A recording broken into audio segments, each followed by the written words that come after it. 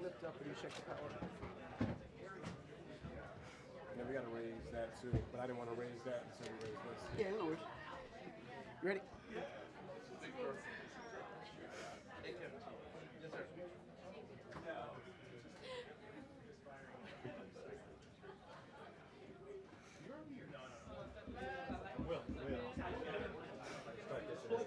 Is it? Yeah, this is my the pool is I'm going to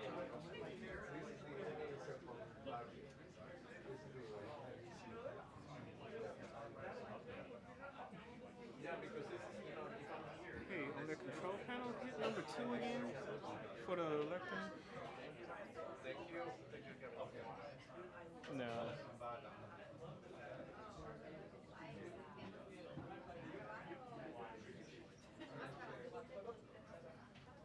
These are all assigned. They're all assigned. But you're in one place. Hey guys, Peter's on his way.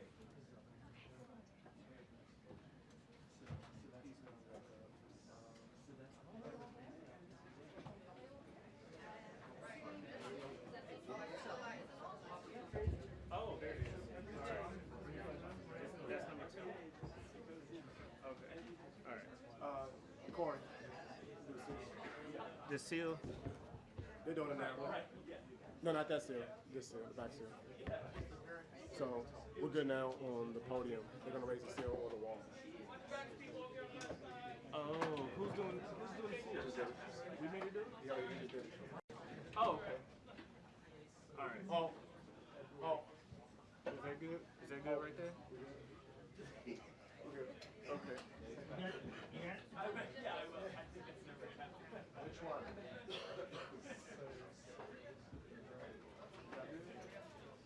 Rudy again? Raise your hand. Which one? Which hand? Rudy is. You see his fingers? All right, hey. Yeah. So if we have a line,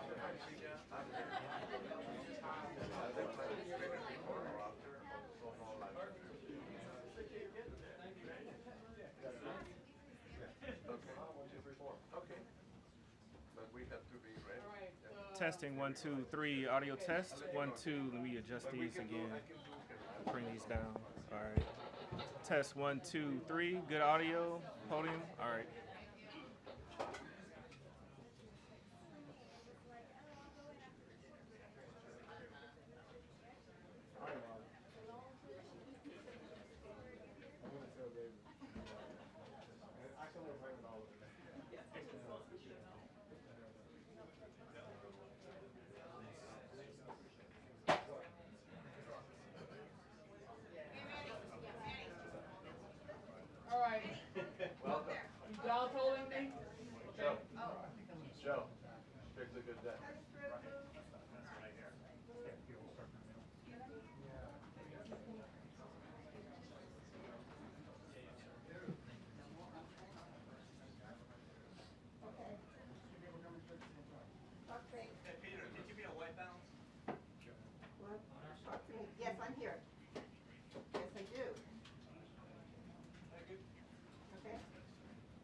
I'm talking on the mic. 1, 2, 3.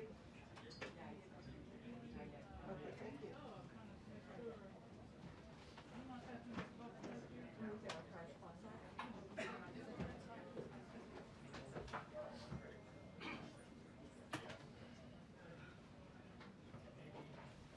Karen, Rachel coming?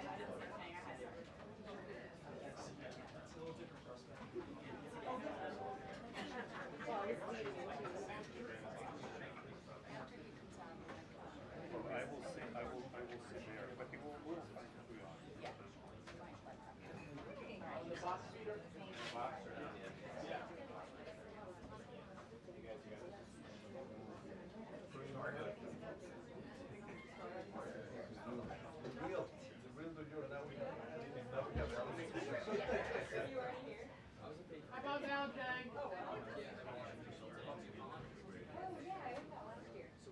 Okay. Got it.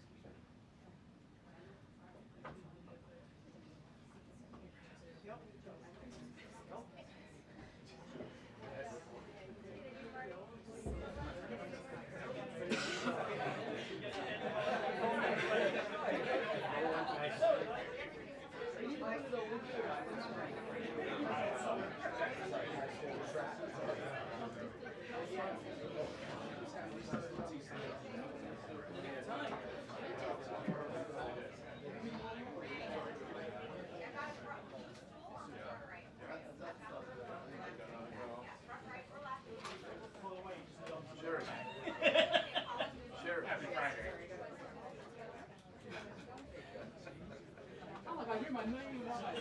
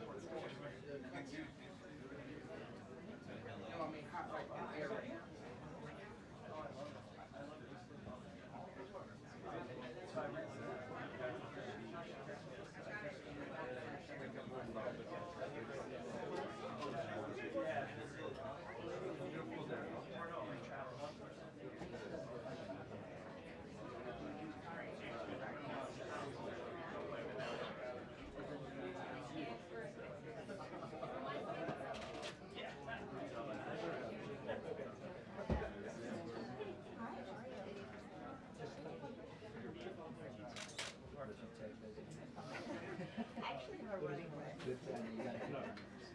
But yes, new playing.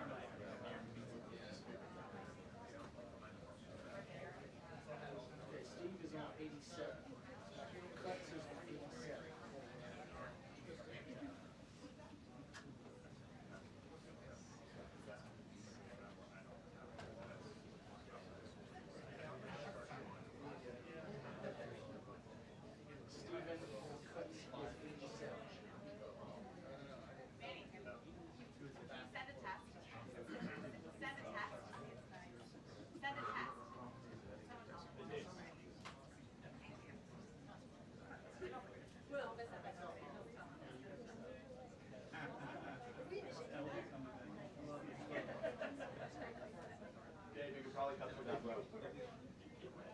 I would cover it through more than one person on that route.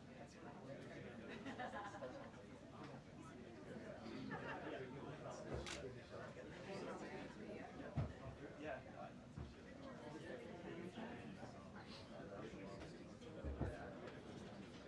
Well, there's no question this is the end of a fairly extraordinary week for President Trump. If you think back, it was less than a week ago on last Saturday night when he addressed the nation, talking about those extraordinary military strikes on Iran. Then, of course, he went to the NATO summit in The Hague, and now he, of course, is back here, and he's expected to, I'm told, celebrate what he explained earlier as a giant win by the U.S. Supreme Court.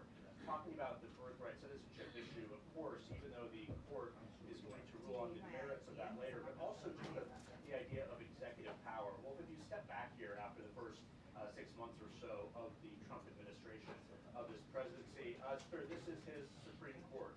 This is one of the major differences from his first term in office, of course. He has 3 justices that he appointed on the Supreme Court, and the judiciary across the country also has many Trump appointees. Now, it's been a mixed bag, if you will, of rulings, as we've seen, but the ruling today by the court, it will not cause immediate relief. It will send many cases back to lower courts and open the door for class actions, but it signals one big question that all presidents have, certainly this president has, and that is the power of the executive branch, the power of the presidency. And throughout the ruling, and I'm told that the president was hearing some passages, his advisors were reading to him, that a single judge cannot block the executive branch.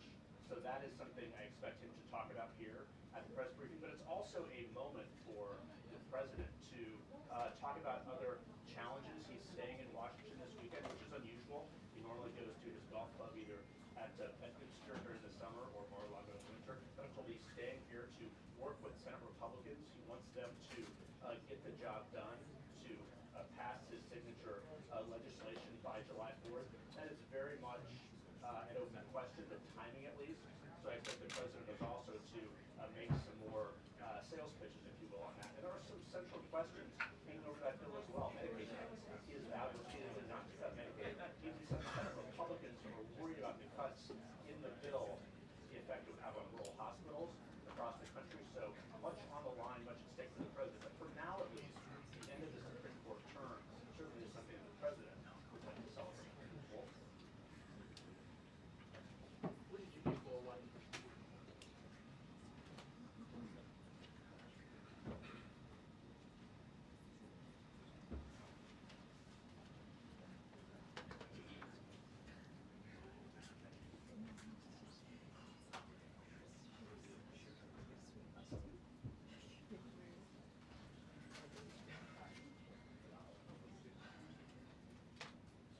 It is, Wolf. By my memory, at least, we can check this. I believe it's only the second time he has had a news briefing here in the White House briefing room. The first was in the early days of his presidency after the tragic plane crash at National Airport. He, of course, came in this briefing room and took questions. But you're right, he often does his exchanges with reporters, often on a near daily basis in the Oval Office or other places on this campus. But no, there's no doubt this is a different moment, but he wants to obviously talk about and celebrate what he sees as a giant win, as he put it on a Truth Social earlier this morning, but also think of all that's happened again over the last week. It's extraordinary. And many questions remain about the iranian nuclear program, his foreign policy agenda, as well as his domestic priorities as well. So it's a good, I guess, halfway mark of this first year in office for the president to come and take some questions. We'll see if he does. Cool.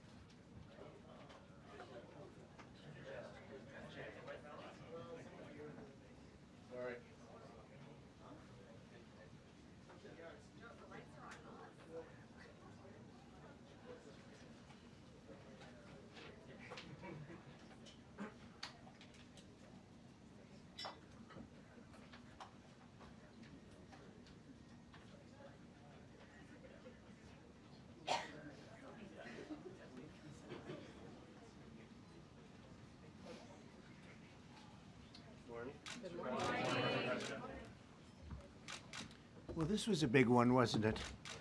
This was a big decision. An amazing decision, one that we're very happy about. This morning, the Supreme Court has delivered a monumental victory for the Constitution, the separation of powers, and the rule of law in striking down the excessive use of nationwide injunctions to interfere with the normal functioning of the executive branch. The Supreme Court has stopped the presidency itself. That's what they've done. And really, it's been an amazing period of time this last hour. There are people elated all over the country. I've seen such happiness and spirit. Sometimes you don't see that, but this case is very important. I was elected on a historic mandate, but in recent months we've seen a handful of radical left judges effectively try to overrule the rightful powers of the president to stop the American people from getting the policies that they voted for in record numbers. It was a grave threat to democracy, frankly, and instead of merely ruling on the immediate cases before them, these judges have attempted to dictate the law for the entire nation. In practice, this meant that if any one of the nearly 700 federal judges disagreed with the policy of a duly elected president of the United States, he or she could block that policy from going into effect or at least delay it for many years, tie it up in the court system. This was a colossal abuse of power which never occurred in American history prior to recent decades, and we've been hit with more nationwide injunctions than were issued in the entire 20th century together. Think of it, more than the entire 20th century, me. I'm grateful to the Supreme Court for stepping in and solving this very, very big and complex problem, and they've made it very simple. I want to thank Justice Barrett, who wrote the opinion brilliantly, as well as Chief Justice Roberts, and Justices Alito, Gorsuch, Kavanaugh, and Thomas. Great people. Thanks for this decision, and thanks to this decision, we can now promptly file to proceed with numerous policies that have been wrongly enjoined on a nationwide basis. And some of the cases we're talking about would be ending birthright citizenship, which now comes to the fore. That was meant for the babies of slaves. It wasn't meant for people trying to scam the system and come into the country on a vacation. This was, in fact, it was the same date, the exact same date, the end of the Civil War. It was meant for the babies of slaves, and it's so clean and so obvious. But this lets us go there and finally win that case, because hundreds of thousands of people are pouring into our country under birthright citizenship, and it wasn't meant for that reason. It was meant for the babies of slaves. So thanks to this decision, we can now promptly file to proceed with these numerous policies and those that have been wrongly enjoined on a nationwide basis, including birthright citizenship, ending sanctuary city funding, suspending refugee resettlement, freezing unnecessary funding, stopping federal taxpayers from paying for transgender surgeries, and numerous other priorities of the American people. We have so many of them. I have a whole list. I'm not going to bore you, and I'm going to have Pam get up and say a few words, but there's really, she can talk as long as she wants, because this is a very important decision. This is a decision that covers a tremendous amount of territory. But I want to just thank again the Supreme Court for this ruling. It's a giant. It's a giant. And they should be very proud, and our country should be very proud of the Supreme Court today. And with that, I'd like you to listen to the words of Pam Bondi. She's an incredible Attorney General. We're very proud of her. And as you know, Todd Blanche is with us, and we have so many others that worked on this case and other cases. And I think they're doing a great job. Pam, please say a few words. Thank you, President Trump. Thank you for fighting for all Americans. Americans are finally getting what they voted for. No longer will we have rogue judges striking down President Trump's policies across the entire nation. No longer. Today, in the 6-3 opinion, Justice Barrett correctly holds that the district court lacks authority to enter nationwide or universal injunctions. These lawless injunctions gave relief to everyone in the world instead of the parties before the court. As the Supreme Court held today, They turned district courts into the imperial judiciary. Active liberal judges have used these injunctions to block virtually all of President Trump's policies. To put this in perspective, there are 94 federal judicial districts. 5 of those districts throughout this country held 35 of the nationwide injunctions. Think about that, 94 districts. And 35 out of the 40 opinions with nationwide injunctions came from 5 liberal districts in this country. No longer. No longer. These injunctions have blocked our policies from tariffs to military readiness to immigration to foreign affairs, fraud, abuse, and many other issues. The judges have tried to seize the executive branch's power, and they cannot do that. No longer. No longer. And on immigration, on a side note, today marks 2,711 arrests on these terrorists and these gangs. Total arrest today with HSI investigations. And thank you, Stephen Miller. Thank you to Homeland Security. Thank you to everyone working hand in hand with the FBI on all of these transnational gangs. TDA has been a huge terror to our country, as well as MS-13, as well as Sinaloa cartels. No longer. No longer. These injunctions have allowed district court judges to be emperors. They vetoed all of President Trump's power, and they cannot do that. This has been a bipartisan problem that has lasted 5 presidential terms, 5 different presidents. And it has ended today. We will continue to fight for President Trump's policies. I want to thank the Office of White House Counsel, Dave Warrington. You and your staff have been incredible. Our Solicitor General's office, John Sowers, Sarah Harris, and Todd Blanche and Emil Bovey. Todd's going to say a few words because we've had another major ruling today on transgender books and some other great wins that we've had. But no longer will they have this power in our country. It is the president's authority under his executive branch to do everything to fight for the American people, and he will continue to do that. That's why he was overwhelmingly elected. Thank you. Thank you. Today's a great day for the rule of law. It's a great day for the Justice Department, and it's one that's been a long time coming, and one that every American should have been waiting for with bated breath. And so I echo what the President said and Attorney General Bondi, that the Supreme Court did a great thing today, not only for this administration, but for every American in this country. If not for the injunctions case, we would be here talking about another great decision that came down today, the trans books case, which restores parents' rights to decide their child's education. Seems like a basic idea, but it took the Supreme Court to set the record straight, and we thank them for that. And now that ruling allows parents to opt out of dangerous trans ideology and make the decisions for their children that they believe is correct. And so we thank the Supreme Court for that. There's been multiple decisions over the past several weeks that just show why this nationwide injunction ban had to happen.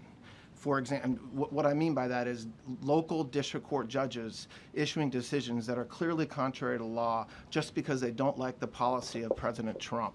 And when it gets to the Supreme Court has to correct it. But that takes time.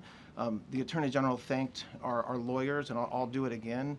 Our lawyers are working 24 hours a day, 7 days a week to fight these injunctions and to emergency appeals, emergency stays, going back to the district court judge, asking them to change their view. And so their hard work is really paying off today, but over the past few weeks. We had a stay of an order that prevented DHS from moving aliens to a third country. We had a stay of an order that stopped the Department of Defense from implementing military readiness, the EO that President Trump signed. We had another stay of an order forcing reinstatement of fired executive branch employees entirely within the President in Article 2, his right to do. We had a stay of, as you all know, of numerous DOJ cases. And again, every one of those stays requires a tremendous amount of work and effort by the lawyers and parties involved, and they should be doing other work. They should be doing the work that the President and this administration demands and has a right to demand, and not fighting these local judges who don't make decisions based on the law. They make decisions because they just simply don't agree with the administration's decision about a policy, and that's wrong. Thank you. Any questions? Yes, for Pam, please. Go ahead. Sure. Thank you, Madam Attorney General. So as you know, the Supreme Court did not rule on the underlying constitutionality of the President's birthright citizenship order. So what is the plan now? Are you going to try to implement the EO just in states where there isn't a legal challenge? Yes, so birthright citizenship will be decided in October in the next session by the Supreme Court, unless it comes down in the next few minutes. I guess it could come down. I think they're still deliberating right now on some cases. As you heard, we just got transgender books, which is a huge win. But most likely, that will be decided in October in the next session. However, it indirectly impacts us because, as you correctly pointed out, if there's a birthright citizenship case in Oregon, it will only affect the plaintiff in Oregon, not the entire country. So yes, it's indirectly, but that's pending litigation, and we're waiting on that in the next term. And how concerned are you that the Supreme Court will come back and determine that the executive order is unconstitutional? Oh, we're very confident in the Supreme Court. But again, it's pending litigation, and that will directly be determined in October, but it indirectly impacts every case in this country, and we're thrilled with their decision today. Peter. Madam Attorney General, thank you for being here to take our questions. A couple questions to the both of you. The EO had a 30-day grace period before it goes into effect. Is there any thought about trying to make it effective immediately within that period of time? We're going to follow the law. We're going to make those decisions, and we're going to do what's right in the bounds of the law. And then the DOJ didn't ask the justices to rule on the merits of the birthright citizenship ban. Just for explanation purposes, why? Sure, because that's going to come down in October in the separate. This was huge because it's indirectly impacted today. As I said, it's case by case. Let me reiterate, of the 35 of the 40 nationwide injunctions filed against this president, against his executive authority as President of the United States, 35 of them came from Maryland, D.C., Massachusetts, California, Washington. I mean, that's crazy. These 5 districts. So yes, it indirectly impacts us. It will be a separate decision in October. Next question. Thank you, Mr. President. A question for you, sir. Do you believe this ends the power of the lower court judges to stop your agenda? Do you see this as a full green light for your agenda going forward? Well, you'd have to really speak to the lawyers about that. But this is really also a decision based on common sense. It didn't work the other way. It was a disaster where somebody from a certain location in a very liberal state or a liberal judge or a liberal group of judges could tie up a whole country for years because their decision would sometimes take years to overturn. We've overturned many of the decisions, but it would take years to do it. And we have to act quickly when it comes to illegal immigration. We have murderers, killers, we have drug dealers, we have what they've allowed to come into our country. Should never be forgotten. It should never be forgotten what they've done to our country. And we have to be able to act very quickly, and we're going to do that. Thank you. Justice Amy Coney Barrett, sir, I know that you praised her and her opinion here in this case. She has taken some heat, though, from some of your supporters who have labeled her weak, a squishy, a rattled law professor. What is your take on that? I don't know about that. I just have great respect for her. I always have. And her decision was brilliantly written today. From all accounts, yeah. Transgender relations, Mr. President. What would you say to Americans who fear that this is more and more concentration of power in the White House and the executive? Well, this really brings back the Constitution. This is what it's all about, and this is really the opposite of that. I mean, the question is fine, but it's the opposite. The Constitution has been brought back. Thank you so much, President Trump. Illegal crossings in the border are 0 now. 0. Does everyone hear that? 0. Trump 2028! Do you intend, President Trump? Who's that guy? I like him. He's working the cameras. With this new reality, President Trump, in the border, do you intend to engage personally with leaders from South America, not only Central America, Sure. in order to I tackle do that this anyway. situation in I a do that regional anyway. way, and if you have a prospection of meeting some Sure. presidents from South America, as Brazil, for example. When you show, as an example, not South America, but NATO over the weekend. Yeah. They have great respect for our country now. They did things that nobody thought was possible. They took funding from 2% to 5%. Nobody thought they'd ever pay the 2%, and now they're paying the 5%. It's over $1 trillion more a year. Think of that, $1 trillion. Nobody thought that could happen. That's a different group of people, different countries. But we get along with a lot of countries. We are respected again. Our country, the U.S., is respected again. Was not respected 6 months ago, I can tell you. Can we ask about the big beautiful? Yeah, go ahead, please. Yeah, Mr. President, you have a deadline coming up on trade in 2 weeks. Which countries, if On any, what? on trade, on tariffs, Yeah. sir? Which countries, if any, are close to agreements with the administration? Well, that's an interesting question. We've made a deal with China. We've made a deal with probably 4 or 5 different countries. With the UK, it was a great deal for both. And we're in the process of making some others. But ultimately, in fact, Scott is here, and Howard Lutnick, these 2 guys have been doing an incredible job, and the people that work with them have been doing an incredible job. But, you know, we have 200 countries, you could say 200 countries plus. We can't do that. So at a certain point over the next week and a half or so, or maybe before, we're going to send out a letter. We talk to many of the countries, and we're just going to tell them what they have to pay to do business in the United States. And it's going to go very quickly. But some of the bigger countries, so India, I think we're going to reach a deal where we have the right to go in and trade. Right now it's restricted. You can't walk in there. You can't even think about it. We're looking to get a full trade barrier dropping, which is unthinkable. And I'm not sure that that's going to happen. But as of this moment, we've agreed to that, go into Indian trade. We're going to be trading in China. That's going to come a little bit down the road, but we're going to be trading in China. We have a lot of great things going, and we're getting along with countries, but some will be disappointed because they're going to have to pay tariffs. And we've taken in already hundreds of billions of dollars in tariffs. No inflation. The only problem we have is we have a Fed guy that doesn't understand what's happening, and it would be great if he'd lower the rate because we'd be able to borrow a lot cheaper. Yeah, go ahead, please. Mr. President, a question. Why don't we keep it on this subject? This is such a big subject. You know what? Trade is so big, but this, I don't know, in a certain way, this might be bigger than trade. I think this is bigger than trade. Yes, please, go ahead. I was wondering, though, if you could... Go ahead. Sir, on the transgender ruling, the Supreme Court ruling that parents with religious objections can pull their kids out of public school lessons that use LGBTQ materials. Pam brought it up. Your reaction to that ruling today, sir? I think the ruling was a great ruling, and I think it's a great ruling for parents. It's really a ruling for parents. They lost control of the schools. They lost control of their child. And this is a tremendous victory for parents. And I'm not surprised by it, but I am surprised that it went this far. It took us to bring life back to normal. So it's wonderful. It's parental. And I kept saying, we will give you back your parental rights. They were taken away, and this is a tremendous victory for parents. Yeah. Mr. President, if you look at the back at the last week, it's been extraordinary in terms of the action in the Middle East. You were at The Hague. Been a hell of a week, hasn't it? I'm wondering now if you believe that Iran. I'm wondering now, sir, if you believe that Iran has given up its long history of ambitions with nuclear weapons, or what you would like to see from them to prove that they do, and what type of meetings is your administration looking for next week with Iran? So Iran wants to meet.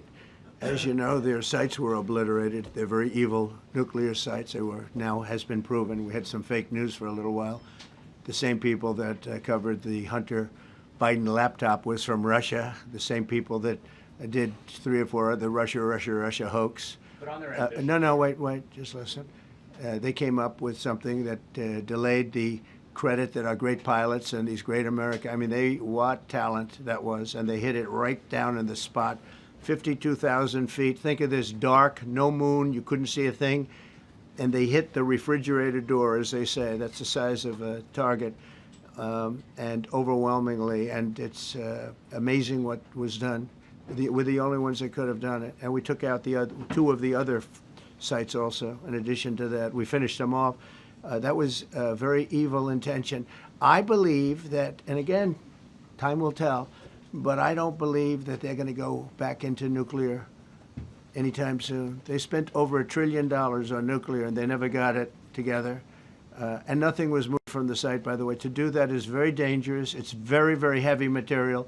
Those cars were most likely the cars of masons because they were pouring concrete at the top, at the hatch, as you know, the hatch going into the nuclear site. They wanted to reinforce it, and they had some masons there pouring concrete. By the way, that concrete was obliterated. It hit exactly at the concrete. It was, I don't think it had a chance to dry, but everything's down there. It's under millions of tons of rock. Please. Yes. Your administration has said that El Salvador is one of the safest countries in the hemisphere.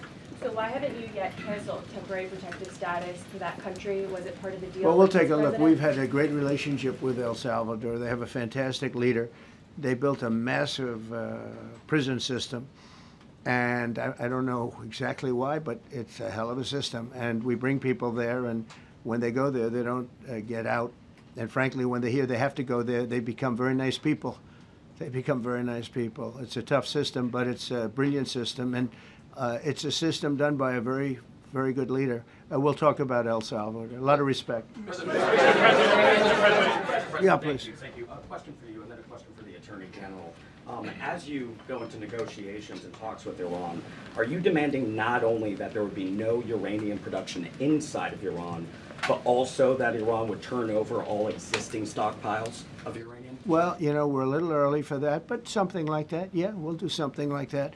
Let me say that I've been saying for 25 years, even as a civilian, you cannot let them have a nuclear weapon. And that's what happened. It's been obliterated. It would be years before they could ever get going. And I really think it's probably the last thing. They have to recover from a hell of a tough war. Would you also be demanding that the IAEA have full rights to inspect in Iran? Or somebody, yeah, or somebody that we respect, and then including ourselves. And a question for both the President and the Attorney General. Under birthright citizenship, if this is implemented, who would be tasked with actually vetting citizenship? And how, like, would this be a situation where you have nurses and doctors checking for citizenship of parents, or? This is all pending litigation. It's going to be decided in October by the Supreme Court, and we'll discuss that after the litigation. If you have an undocumented baby, would that baby then be an enforcement priority? The violent criminals in our country are the priority now. Let me put it in perspective. Today marked the 2,711th arrest in our country of TDA members, just TDA. Everyone in this room agrees they are one of the most violent criminal organizations in the world.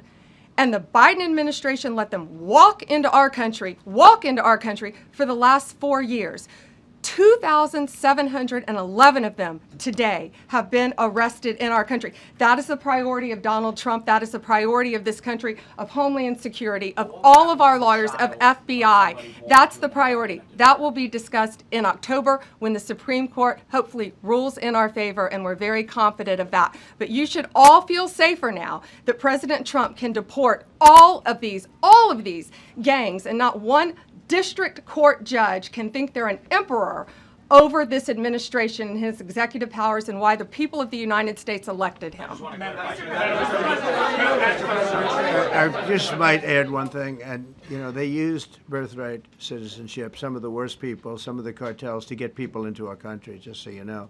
And again, I say, if you look at the end of the Civil War, the 1800s, it was a very turbulent time. If you take the end day, was it 1869 or whatever, but you take that exact day, that's when the case was filed. And the case ended shortly thereafter. This had to do with the babies of slaves, very, very obviously. And I think we're going to win. People didn't, I don't think they went about discussing it right. I came along and we looked and we said, wait a minute, this is wrong. We've been looking at birthright citizenship wrong for years, but they've used it. The cartels have used birthright citizenship to get very bad people in, and what Pam's doing and what Todd and everybody else, what they're doing at DOJ and all over, FBI, ICE, Border Patrol, these are incredible people. They're trying to keep our country safe, and they don't want to have people come in. This is just another way that they get illegal immigrants into our country, and in some cases, very, very bad ones. Go ahead. Thank you, Mr. President. On your tax bill, if I could for a moment, senators are racing to rewrite parts of it right now after the Senate parliamentarian ruled that sections of it were outside of the process that they're using to get this through. Do you think that senators should respect the decisions of the parliamentarian? And what have you personally done in the last 48 hours to try and get Republican senators who are against the bill to a yes? Well, look, it's a great bill. It's a massive tax cut.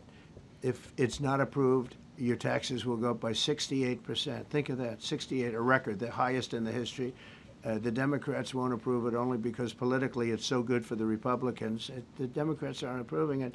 But think of what they're not approving. They're not approving border security. We've done a great job at the border, but we have to add some wall. We have to do, various things. We have no money for that. We have no money for the border. We have no money for so many things. But if the Democrats, it'll be interesting to see if we get any Democrat votes. We should. If I were a Democrat, I would absolutely, maybe Fetterman, because he seems to be the most sensible one lately. If I were a Democrat, I would vote for this bill all day long because it's tax cuts and so many other things that are common sense. They're basic things. I think they're doing fine. The parliamentarian's been a little difficult. And I would say that I disagree with the parliamentarian on some things, and on other ways he's been fine. But we'll have to see. It's a big issue. I will tell you this: if that bill doesn't pass, the country will get a 68% tax increase. So think of this: you're a Democrat and you vote against it. That means you're voting in favor, because essentially you're voting in favor of the largest tax hike in the history of our country. And you can't do that. In addition, we're cutting costs by $1.7 trillion, and it won't affect anybody. It's just fraud, waste, and abuse. Mr. President. Mr. President, a leading global economist just did a 180 and says your tariff plan, you may have outsmarted everybody with it. What is your message? I love this. I love this question. This is the favorite. This is the best question I've ever been asked, because I've been going through abuse for years on this. Because as you know, we're taking in hundreds of billions of dollars, no inflation whatsoever. But Mr. President, what is your message to critics who think your tariff plan will cause a recession? I think they should go back to business school. It's so obvious. It's so obvious. I mean, we're taking in billions and billions of dollars from China and a lot of other countries. We took in, I had a call from somebody in the House and a high official. Sir, we have a problem. We don't know what to do. The books are a mess. I said, what do you mean by the books? The books, the money coming in. It's so terrible. I figured, oh boy, what's this? I don't like this question. I said, so what seems, there's so much money coming in, and there must be some kind of an accounting mistake, because we have hundreds of billions of dollars more money than we thought. I said, do me a favor, go check call me back. You have to call me back. Check the tariff column. He calls me back 2 hours later, says, you're right. We took in $88 billion in tariffs. They have so much money coming in. But more important than the money coming in, we have companies coming in, factories coming in, auto plants being built. AI is being built here instead of being built all over Europe and Asia. We have all of it. We have over $15 trillion, just about, Scott. I think we're right about that number. We went to Saudi Arabia. We went to Qatar, we went to UAE, very smart people, very smart leaders, great leaders, and we took in $5.1 trillion just there. Without the tariffs, I mean, they also liked a thing called November 5th, November 6th, and November 7th. That was a very good little period of time. It's called the presidential election. You know, you used to have one-day election, now you have it go over it, but even if you just took that little period, because it was pretty obvious it was going to be a landslide, and they like that, but they love the tariffs. I had Texas Instruments come in the other day, big company, and he said, we're putting in $60 billion into new plants and new equipment, new everything. Sir, you're going to keep the tariffs, aren't you? Because if I ever took the tariffs off, and we are going to absolutely keep it. And they're worried that somebody that, like this communist from New York, someday gets elected. I can't believe that's happening. That's a terrible thing for our country, by the way. He's a communist. We're going to go to a communistic state. That's so bad for New York. But the rest of the country is revolting against it. But if somebody got elected, they're afraid that if this was taken off, well, we're going to guarantee it's never going to be taken off. And again, we're taking in think of this, hundreds of billions of dollars. And they were all confused because they've never seen this before. You know, it's always the other way. We don't have enough money. So much money is coming in at levels that nobody's ever seen. But most importantly, we have factories being built, car plants being built, companies moving to our country like never before. If you look at 15 trillion, and that's only in a few months, you know, I haven't been here that long. Presidents, like the last one, was a disaster. He's the worst president in the history of our country, by the way. What he did on our border can never, ever be forgotten. To me, that's the worst of all the things. And he's done some terrible things, grossly incompetent. Nobody knew it was him, because I don't think it was him. I think it was whoever was controlling the auto pen. But our country is doing great. And those leaders and other leaders, I just left, as you know, a large group of the most highly respected people. And that includes big countries. When you look at Germany and France and Spain, although Spain didn't come through, but they will. By the way, guaranteed they will. That was the only country that sort of tried to hold back on putting up the money.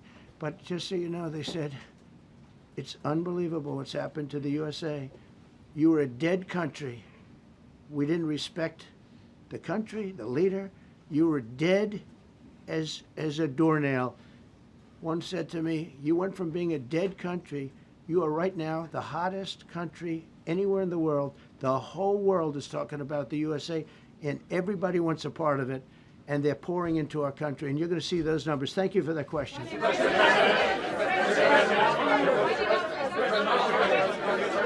Yeah, go ahead. Thank you, Mr. President. I have a question about trade. Secretary Bessent has said that he hopes tariff deals with major partners will be done by Labor Day.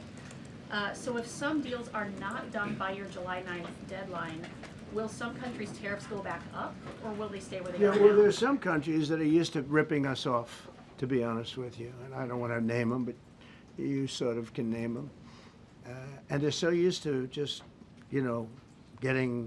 taking billions and billions of, look, we had a trade deficit of more than $1 trillion. Think of a trillion, a trade deficit. That's because nobody cared. We cared a lot when, I took in hundreds of billions of dollars in tariff. We had the greatest economy in history up until now. I think we're going to blow it away. But during my time, and especially prior to COVID, we had the greatest economy in the history of our country. I think we're going to blow it away now based on the kind of numbers that we're seeing. But some countries are very angry because they've been ripping us off for years.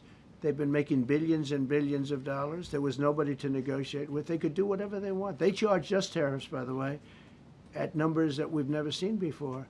And we ended up losing much more than $1 trillion a year. $1 trillion a year on trade.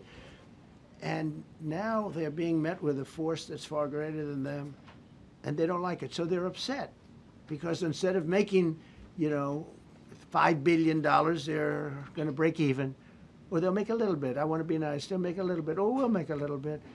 It's a big difference. Yeah, please go. Go ahead. Red dress. On the 2020 election, is there any more information on the special prosecutor? So many Americans still have questions about the 2020 election. And speaking of rogue judges, would you consider appointing somebody at DOJ maybe to investigate the judges that allowed for the political persecution of you, your family, and your supporters during the Biden administration? I love you. Who are you? I'm Kara from Lindell TV. Well, it's just a very nice question. And it's not a setup. I have no idea who you are, but I appreciate that question. All I can say is we're not here for that. I hope so. I hope they're doing a thing because that election was rigged and stolen, and we can't allow that to happen. A lot of people tell me, sir, you just won the greatest election in the history of our country. You won at numbers that won all 7 swing states, won the popular vote, won everything. Sir, go on with your life. And many people that say that, good people, friends of mine, then you have people that say that same thing, go on with your life, but you have to find out what happened because you can't let that happen again. Look at what this lunatic did. Look at what he did. He opened our borders to people that were murderers, 11,888 to be exact, murderers. And we've captured many of those murderers, and we're bringing them back, or some of them are so dangerous that we don't even want to bring them back. We're afraid they're going to try and come back in.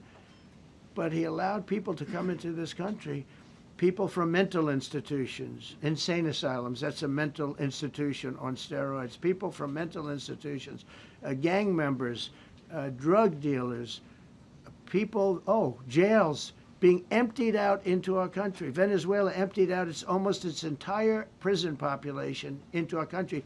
But I don't want to blame them. Many countries have done that. The Congo, we have a great press conference coming up later, and it's the Congo and Rwanda. They were fighting for years, and it was machetes, it was vicious. It was as vicious, people's heads being chopped off. and have a man who's very good in that part of the world, very smart, and put them together. And we're signing a peace treaty today. First time in many years they're going to have peace, and it's a big deal. You know, we talk about Russia, and we're working that one. President Putin called up and he said, "I'd love to help you with Iran." I said, "Do me a favor. I'll handle Iran. Help me with Russia. We got to get that one settled." And I think something's going to happen there. But we did some great work. India and Pakistan. That was going to be maybe nuclear. We did that. We did a lot of work. I don't know if there's ever been a president that's done much more. Serbia, Kosovo was going to go at it. Going to be a big war. I said, "You go at it. There's no trade with the United States." They said, "Well, maybe we won't go at it." That's what happened with India and Pakistan. I was negotiating with both of them, and I said to Scott, I said to Howard, cancel all deals with India and Pakistan. They're not trading with us because they're in a war. They called back, "What do we do?" I said, "Look, you want to have trade with the United States, it's great. But you want to go and start using nuclear weapons on each other? We're not going to allow that." And they both agreed. Both have great leaders. They both agreed not to do it. So we did a lot, but I appreciate that question. Sir, on peace deals, can I follow up with you? Sir, can I follow up on peace deals? Thank you so much. Yes, Thank you, please. Mr. Orange. President. Thank you, Mr. President.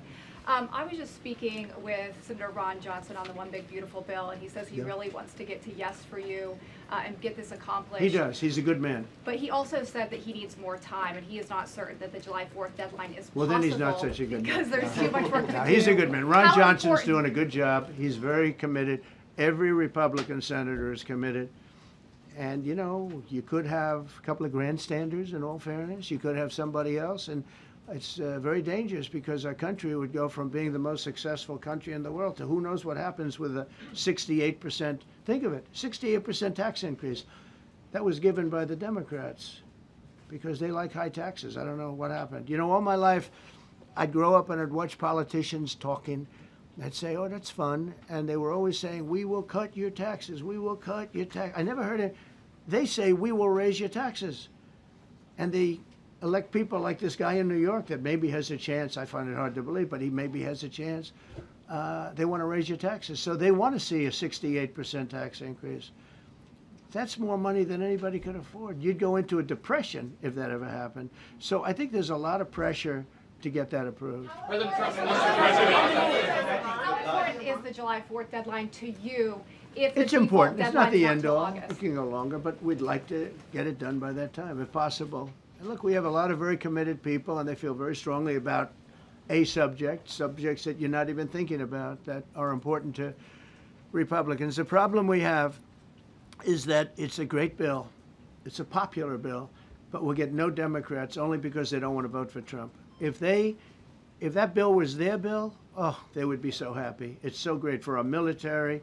It's great for everything.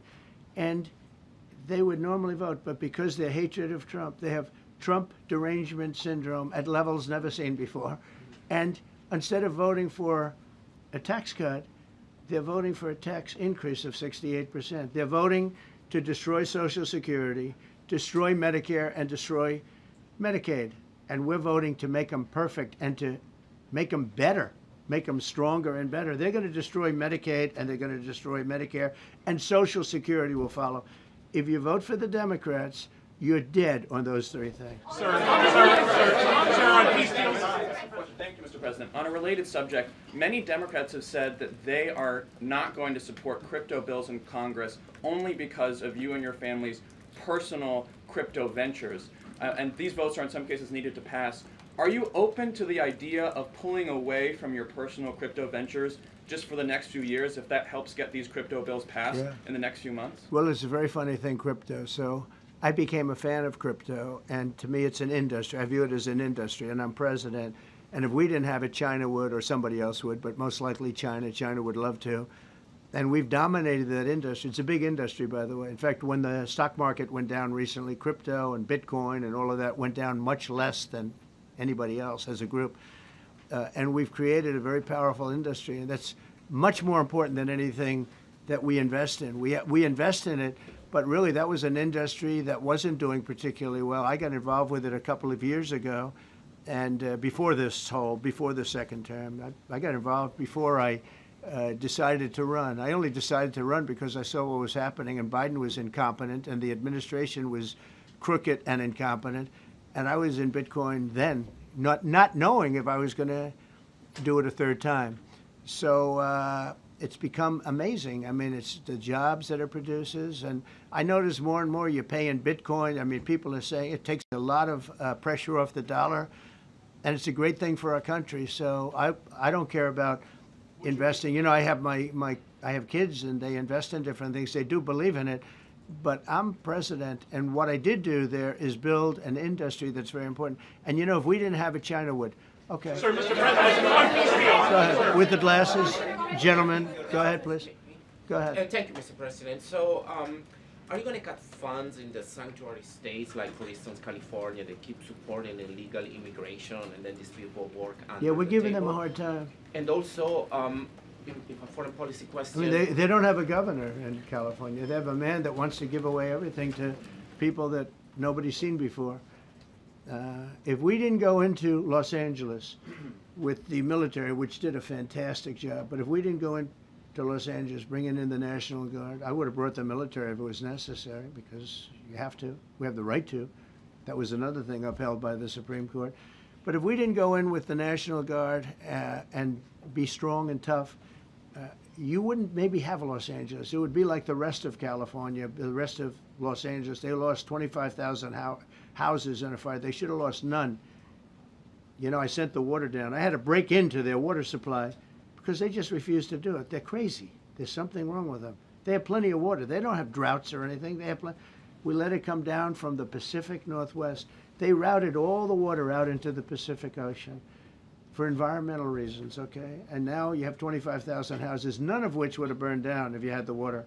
They didn't have water. They didn't have water for the fire pumps. They didn't have water in the sprinkler systems that people put in. So the answer is we're going to work with governors. We're going to work with radical left Democrats and Democrats, and we're going to make it good for everybody. We'll have to stop the crime in those, in the case of the cities, I think I can say just about all cities with heavy crime are run by Democrats.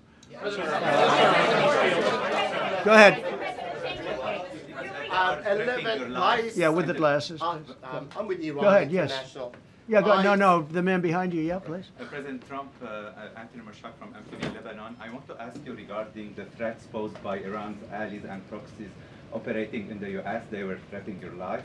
So what do you say about that? And regarding the Lebanon, because Hezbollah is as well part of Iran's allies, is there any time frame in Lebanon regarding disarming Hezbollah in Lebanon? Yeah, Lebanon is a great place with brilliant people. You know, it was known for the professors and doctors and had an incredible history. And hopefully we can bring it back again. I just appointed a friend of mine who's Lebanese, and I didn't know he was Lebanese. I've known him for 20 years, very, very successful man. And I just appointed him. And I said, why would you want that? He says, because I was born there, I was raised there, I love it. I love it so much. I said, you know, it's very dangerous going to Lebanon as ambassador. And he said, that's what they say, but I don't care about danger. I mean, this is a guy that is just a very big business guy. He wants to give up his whole life to go to Lebanon because he believes in it so much. We're with Lebanon all the way. We'll try and straighten it out. Threaten my life? Yeah, they have threatened. I get that throbbing feeling every once in a while.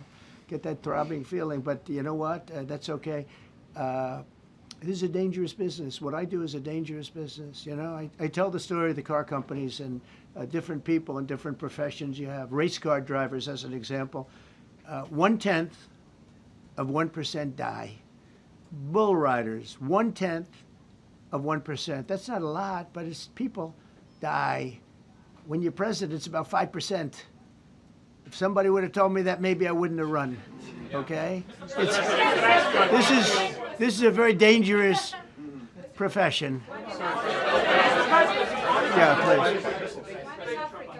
please. By the way, so many questions. Should we keep this going, Pam? Or not?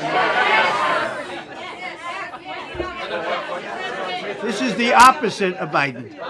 Biden would take a half a question and he'd leave without answering it. Go ahead. On Iran. You tell me when it gets boring. Okay? if Iran... Are you from Iran? No, I'm not from Iran. I'm from the UK. But if the intelligence reports conclude that Iran can enrich uranium to a level that concerns you, would you consider bombing the country again? Without question, absolutely. And have you had any conversations? Turned out to be unbelievable. But, you know, our incredible flyers and I call them the shots, these guys are unbelievable. Think, from 52,000 feet, they hit the equivalent of a refrigerator door. They actually hit it right in the center, so it's much smaller than that. And just bomb after bomb going deeper, deeper, blowing up. Incredible, incredible thing. I don't know if you heard the general, he was very impressive. Raisin Cane. You know, he's the one that beat ISIS for me. And he did it in a matter of weeks. And I was told it was going to take 4 or 5 years. And when I got this job, I always said, if I get this job, I'm going to put that guy as the head of the Joint Chiefs of Staff. And Dan Kane, and he, when I heard his name was Raisin, his nickname is Raisin, Raisin Kane. I said, you got to be kidding. So I liked him right from the beginning, but he knocked out ISIS in a time that nobody ever thought possible. And when this attack was completed and so successful, I said, now I know how you knocked out ISIS so quickly. But we have the best people, we have the best equipment in the world. You know, I rebuilt the military during my 4 years, during my other term. We have the best equipment in the world. The problem is we gave away, you know, a lot of it, but small relatively speaking. We gave a lot of it away to Afghanistan. Shouldn't have happened. That just shows how incompetent they were. They gave all that equipment away, billions and billions of dollars worth. Shouldn't have happened, but that was small compared to what we have. Now we have a great military with great people. Okay. Yeah, please. Mr. President, congratulations. A couple of very different questions. One is Rwanda, 1994. As you grew up in New York, we all knew how horrific those attacks were. Congratulations on that treaty. There are talks that perhaps... That's going to take place today at 3 o'clock in the Oval Office. We're going to have a signing with Rwanda and the Congo. So I'm a little out of my league in that one because I didn't know too much about it. I knew one thing. They were going at it for many years and with machetes. It is one of the worst wars that anyone's ever seen. And I just happened to have somebody that was able to get it settled. I mean, just a brilliant person who is very comfortable in that part of the world. It's a very dangerous part of the world. I said, are you uncomfortable there? People are being killed. School children are being raided and killed. And I don't even want to say how, but as viciously as I've ever heard. Are you uncomfortable? No, that's the part of the world that I know. Very comfortable. Was able to get them together and sell it. And not only that, we're getting for the United States a lot of the mineral rights from the Congo as part of it. They're so honored to be here. They never thought they'd be coming to. Look, this is a very tough part of the world. They never thought, they were just telling me, they never thought they'd ever be coming to the White House. And they're so honored. And so we're going to give them a great big reception. But that's after many years of fighting. It's a great thing. That's at 3 o'clock, I believe. Sir, are you concerned at all about secret nuclear sites in Iran? You talked about maybe just secret nuclear site? Yes, that there might be some of those. Not really. Can I tell you? They're exhausted. And Israel's exhausted too. And I dealt with both of them. And they both wanted it settled, both of them. And we did a great job, but they're exhausted. The last thing they're thinking about right now is nuclear. You know what they're thinking of? They're thinking about tomorrow, trying to live. It's such a mess. It's such a mess. The place was bombed to hell. And no, I'm not worried about it at all. And I'm putting out a little statement. I'm going to respond to the Ayatollah's statement yesterday that we won the war. Oh, God, we won the war. And I said, look, you're a man of great faith, a man who's highly respected in this country. You have to tell the truth. You got beat to hell. And Israel was beat up too. They were both beat up. And it was a great time to end it. It was quick. They got the hate out. There was a lot of hate, a lot of hate. It would be great if they didn't have that hate. But the last thing they're thinking about is nuclear weapons right now. Please. Thank you, Mr. President. Iris Tao with NTD Research Media with the Epoch Times. Thank you so much for doing this. It's very refreshing for all of us here, It's a good group. in this room. It's refreshing. Very refreshing. Yes, we Probably. haven't had this in, for the past I understand what you mean. So thank you so much for coming out here. Other than Caroline's done a great job. Yes, sure. You're referring to the past administration, Yes, not yes. to Caroline, right? Yes. Back to the ruling today, if you don't mind. So you have always talked about winning for the American people. Right. How do you think today's ruling will enable you to further deliver for American families and workers across the country, not only when it comes to immigration, but also when it comes to trade, energy? What actions are you most eager to move forward Well, I with think now? taking power away from these absolutely crazy radical left judges is a tremendous, this is such a big day. This is such a big day. It's like, it's sort of sad because we're doing the signing at 3 o'clock, and this may very well dominate the signing of a big war that was going on and really affecting the continent of, think of it, the entire continent of Africa was being affected. And we're settling that war today, and this will probably be a headline. But this is a very big moment, and it gives power back to people that should have it, including Congress, including the presidency. And it only takes bad power away from judges. It really doesn't take power. It takes bad power, sick power, and unfair power. And it's really going to be, this is a very monumental decision. Yeah, please. Yes, President, thank you very much. On July 9th, is that July 9th date set for tariffs to snap No. back? Or could there be a... We can do whatever we want. We could extend it. We could make it shorter. I'd like to make it shorter. I'd like to just send letters out to everybody. Congratulations, you're paying 25%. He doesn't want. He's a much nicer person than I am. Go ahead. You finish it up. Who are you considering for the Federal Reserve then? And are you speeding up that process? I see Secretary. Oh, he's terrible. He's terrible. I mean, I have a list of things. We're like 38 on the list. We pay, Cameroon and different places are paying the same as us. Because, you have somebody sets a rate at 4% or 4.5%. It's hard to go out and say we should be paying 1% when you have your so-called experts doing it. And the sad part is, as per the question that you asked about tariffs, we've had the tariffs and we have less inflation than we had before. What we have is a hell of a lot more money, a hell of a lot more income, and we shouldn't be paying a rate like that. In other words, when we pay a rate, I'll tell you, each point is the equivalent of $300 billion. So if we had it down 3 points, because I think we should be at 1, you have Switzerland is at 0.25. In other words, 25% of 1%. And they're the number 1 right now. But we should be the number 1. And soon you're going to have, I think, you're going to have where the people will pay will pay, like we had a few years ago, where you put up money, you loan money, and I mean, you actually, instead of paying, you get paid. I love that. I don't know if it's any good, but I love it, where you put up money and you get paid. But we should be in a category, so we should be at the top of the list, not toward the bottom of the list. But we have a man who's not a smart man, and he probably has Trump derangement syndrome. And he's just not a smart person. What he's doing, though, he's hurting us for years to come. Because if we borrow money at 2 points higher than we should be paying, that's $600 billion. Wouldn't you say those numbers are about right, Scott?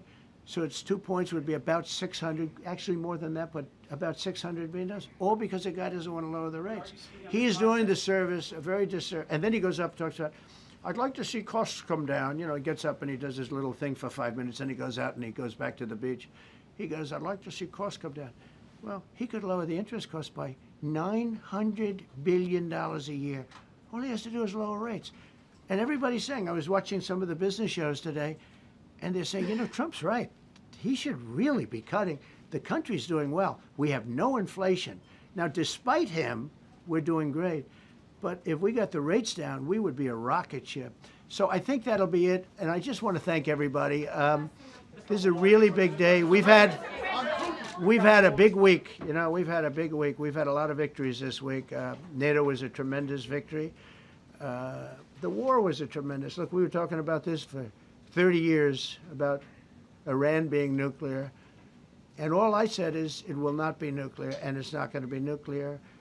And, I want to give credit to a lot of people, and most importantly to our great military. Boy, they put out that fire.